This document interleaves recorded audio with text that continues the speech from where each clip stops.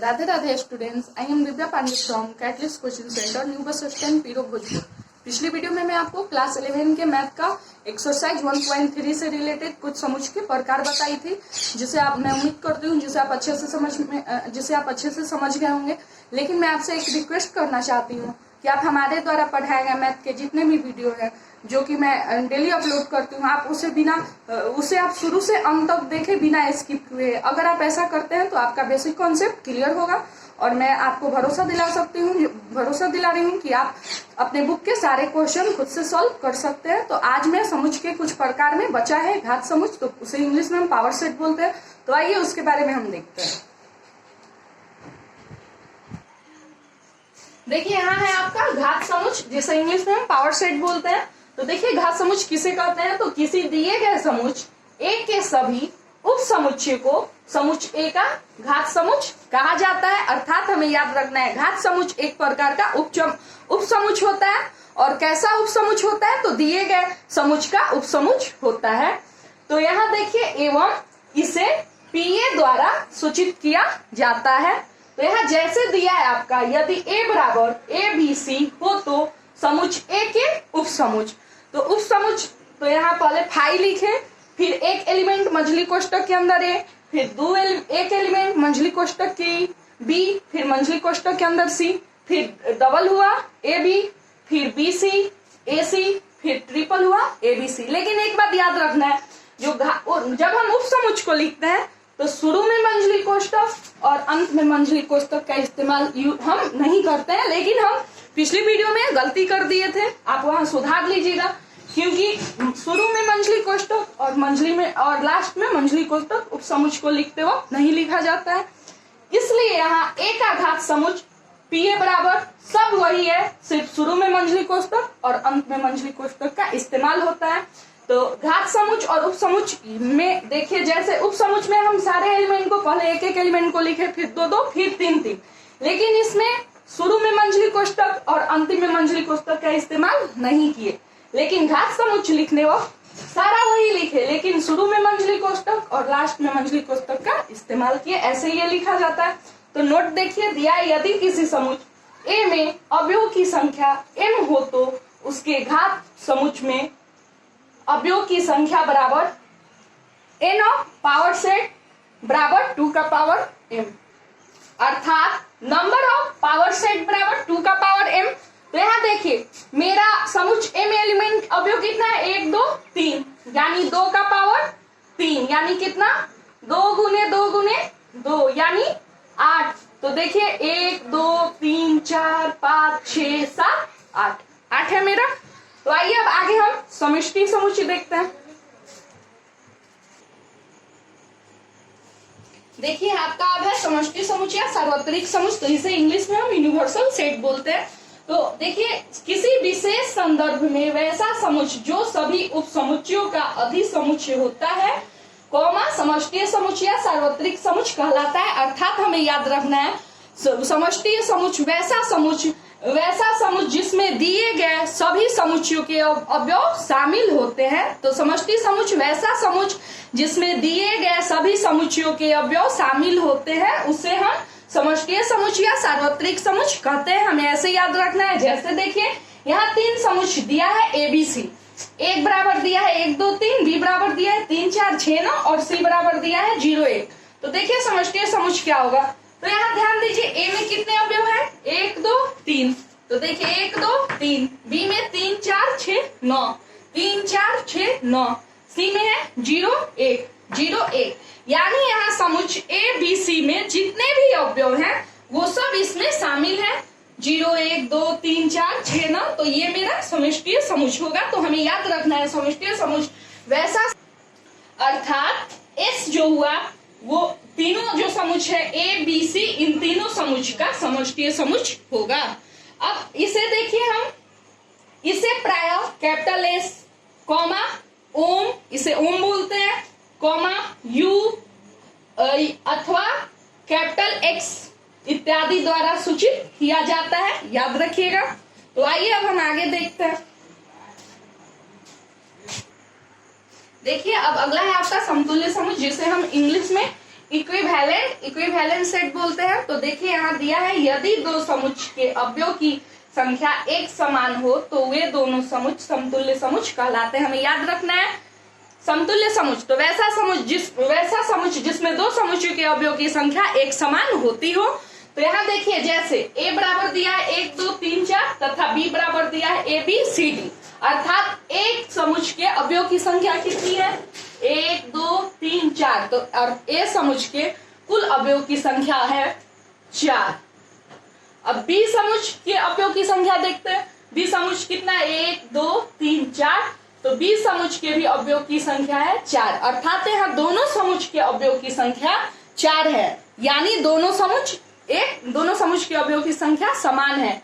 और जब ये समान हो गया तो ये कैसा होगा ये मेरा होगा समतुल्य समुच्चय। तो याद रखना है समतुल्य समुच्चय वैसा समुच्चय जिसमें दो समुच्चय के अवयव की संख्या एक समान होती हो, उसे हम समतुल्य समुच्चय कहते हैं। अब आगे देखते हैं। देखिए यहाँ एक बात ध्यान रखिएगा, यहाँ यदि दो समुच्चय के अवयव की संख्या एक समान हो तो वे दोनों समुच्चय समतुल्य समुच्चय कहलाते हैं। होगा आपका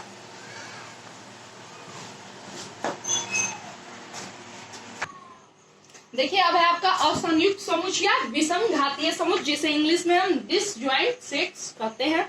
तो देखिए यदि दिए गए दो समुच्चय में कोई भी अवयव उभयनिष्ठ नहीं हो, यानी कहने का मतलब हुआ दो समुच्चय दिया है जिसमें कोई भी अवयव कॉमन नहीं हो, तो उसे हम असंयुक्त समुच्चय कहते हैं, यानी असंयुक्त समुच्चय कहा जाता है। तो देखिए जैसे यदि a बराबर दिया है 1,2 तथा b बराबर दिया है 3,4,5 हो, तो यहाँ देखिए a में 1 2 है, b में 3 4 5 है, तो यहाँ क्या मेरा कोई कॉमन है उभयनिष्ठ नहीं है, क्योंकि 1 2 यानी यहाँ दोनों में कोई भी अवयव कॉमन नहीं है। और जब दोनों में कोई भी अवयव कॉमन ना हो तो ए इंटरसेक्शन, इसको ऐसे रहेगा तो इसको हम इंटरसेक्शन बोलते हैं। तो ए इंटरसेक्शन बी का मान जो होगा ए इंटरसेक्शन बी बराबर 5 हो जाएगा, जिससे ए तथा बी असंयुक्त समुच्चय है। एक और एग्जाम्पल देखिए, जैसे आपका p बराबर दिया है 1 2 3 4 5 तथा q बराबर आपका दिया है 2 4 6। तो यहाँ आप चलिए हम p इंटरसेक्शन q निकाल के देखते हैं। p इंटरसेक्शन q, तो अब यहाँ ध्यान देंगे, यहाँ इन दोनों में दोनों समुच्चय में कौन सा अवयव कॉमन है। तो देखिए यहाँ 2 है, यहाँ 2 है, ये कॉमन है। उसके बाद यहाँ 4 है, यहाँ 4 कॉमन है, यानी p इंटरसेक्शन q का मान यहाँ हो जाएगा 2,4। ये मेरा असंयुक्त समुच्चय है, क्योंकि इसमें उभयनिष्ठ है, कॉमन है। ये मेरा असंयुक्त समुच्चय ना होकर ये मेरा संयुक्त समुच्चय हो जाएगा, संयुक्त समुच्चय। तो संयुक्त समुच्चय याद रखना है वैसा दो समुच्चय जिसमें कोई भी अवयव उभयनिष्ठ यानी कॉमन हो, उसे हम संयुक्त समुच्चय कहते हैं। और असंयुक्त समुच्चय में जैसे दो समुच्चय दिया है उसमें अब दो समुच्चय के कोई भी अवयव उसमें कॉमन ना हो तो उसे हम असंयुक्त समुच्चय कहते हैं। तो चलिए अब आगे हम देखते हैं। चलिए अब है अंतराल। अंतराल को इंग्लिश में इंटरवल बोलते हैं। तो देखते हैं, वास्तविक संख्याओं के समुच्चय r के उप समुच्चय को अंतराल में व्यक्त करने के लिए छोटी कोष्टक एवं बड़ी कोष्टक का प्रयोग किया जाता है। यानी हमें यहाँ याद रखना है, वास्तविक संख्या को अंतराल में लिखते समय दो प्रकार के कोष्टक का इस्तेमाल किया जाता है। एक छोटी कोष्टक जिसे हम खुला अंतराल बोलते हैं और इंग्लिश में इसे ओपन इंटरवल कहा जाता है, और दूसरा आपका बड़ी कोष्टक होता है जिसे हम बंद अंतराल बोलते हैं और इसे क्लोज इंटरवल इंग्लिश में कहा जाता है, पहला। और दूसरा देखिए, दूसरा आपका खुला अंतराल, खुले अंतराल द्वारा, ये जो आपका खुला अंतराल द्वारा संख्या को यानी वास्तविक संख्या को निरूपित करने के दौरान, खुला अंतराल द्वारा वास्तविक संख्या को निरूपित करने के दौरान इक्वालिटी जो कि ये होता है, इसमें बराबर के चिन्ह का प्रयोग नहीं किया जाता है। इसमें बराबर के चिन्ह का, इक्वालिटी लिखते समय बराबर के चिन्ह का प्रयोग नहीं किया जाता है खुले अंतराल में। जबकि बंद अंतराल द्वारा वास्तविक संख्या को निरूपित करने के दौरान बंद अंतराल यानी क्लोज इंटरवल, इसके द्वारा वास्तविक संख्याओं को निरूपित करने के दौरान इक्वालिटी में बराबर के चिन्ह का प्रयोग किया जाता है। इक्वालिटी में बराबर के चिन्ह का प्रयोग किया जाता है। जैसे देखिए आपका दिया है x इज एलिमेंट ऑफ, इसको बोलेंगे x is element of open interval A B, x is element of open interval A B, या इसे ऐसे भी लिख सकते हैं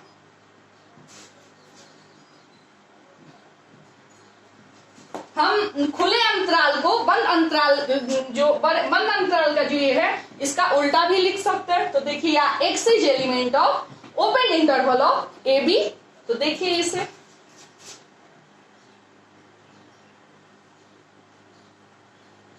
यानी यहाँ x is greater than a and less than b, यानी x का मान a से बड़ा और b से छोटा होगा। अब आगे देखिए x इज एलिमेंट ऑफ, अब दिया रहेगा x is element of close interval A B, x is element of close interval of A B. तो इसके लिए देखिए x is greater than a और equal to, x is greater than a और equal, x is greater than और equal to a and less than equal to b, यानी x का मान यहाँ a से बड़ा और उसके बराबर होगा अथवा b से छोटा और उसके बराबर होगा। तो यही इन दोनों में अंतर है। चलिए अब आगे देखते हैं। देखिए आप दिए गए समुच्चय को अंतराल के रूप में लिखने के लिए निम्नलिखित तथ्यों का प्रयोग किया जाता है।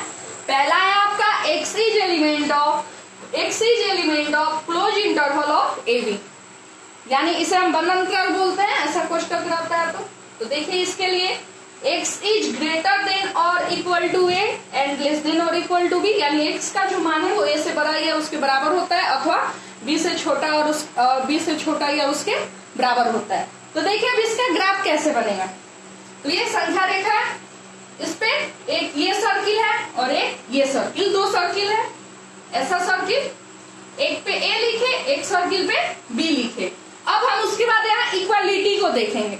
तो इक्वालिटी में देख रहे हैं बराबर लगा हुआ है, तो इसीलिए जब इक्वालिटी में बराबर लगा हो तो सर्किल को हम डार्क कर देंगे, सर्किल को डार्क कर देंगे। देखिए डार्क किए, यहाँ a जो है, यहाँ कहने का मतलब है a जो है वो अब x में शामिल है, संख्या a जो ये है x में शामिल है, अर्थात x के मान में a भी शामिल है और b भी शामिल है, अर्थात यहाँ x का जो मान है वो a से b तक के सभी वास्तविक संख्या शामिल है, वास्तविक संख्या परिमेय अपरिमेय जो भी होगा वो।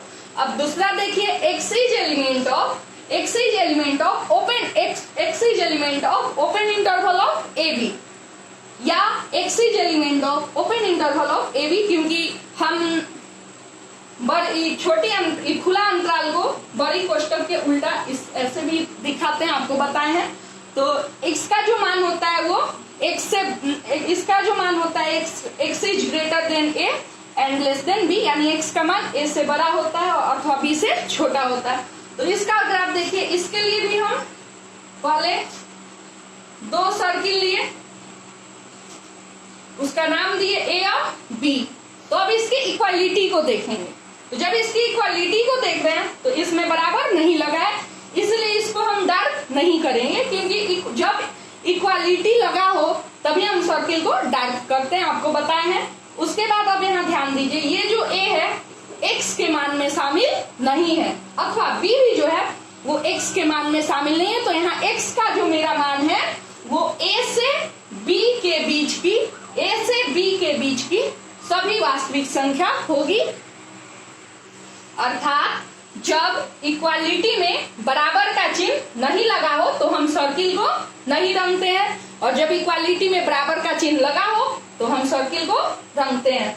और ये मेरा माइनस अनंत से प्लस अनंत और ये माइनस अनंत से प्लस अनंत। अब आगे तीसरा देखते हैं। देखिए 3 नंबर आपका दिया है x इज एलिमेंट ऑफ, इसको बोलते हैं close open interval. Close open interval ऐसे मेरा रहेगा, तो बोलेंगे क्लोज ओपन इंटरवल। तो x is element of close open interval of A B, या इसे आपको बताई है जो इसे इसका उल्टा लिख देंगे तो ये वही बात हुआ। तो देखिए बराबर यहाँ x such that x is greater than equal to a, x is greater than और equal to a and less than b, यानी यहाँ जो x का मान है वो a से बड़ा और उसके बराबर है लेकिन b से छोटा है। तो आइए अब इसका हम ग्राफ देखते हैं। तो इसके लिए हम माइनस अनंत से प्लस अनंत के बीच a और b संख्या लिए, माइनस अनंत और प्लस के बीच a b संख्या लिए। तो पहले हम यहाँ सर्किल लेते हैं। अब देखिए इस सर्किल को a नाम दिए, इसको b नाम दिए।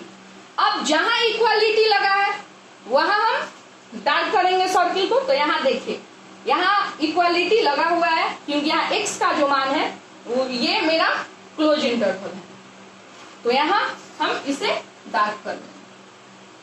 b जो है इसमें इक्वालिटी नहीं लगा है तो इसके सर्किल को ऐसे ही छोड़ देंगे। अब यहाँ हम देख रहे हैं जो x का जो मान है वो a से बड़ा उसके बराबर है लेकिन b से छोटा है, अर्थात यहाँ x का मान a से लेकर b तक के बीच की सभी वास्तविक संख्या है जिसमें a भी शामिल है। आपको ये समझ में आ गया होगा। अब आगे 4 देखते हैं।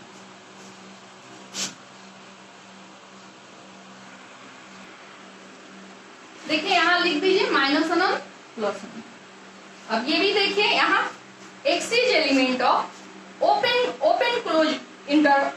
Close of A B, x is element of open close, इसको बोलते हैं ओपन क्लोज ए बी, या x is element of open close interval of A B. इसको हम उल्टा लिख सकते हैं बड़ी कोष्टक का।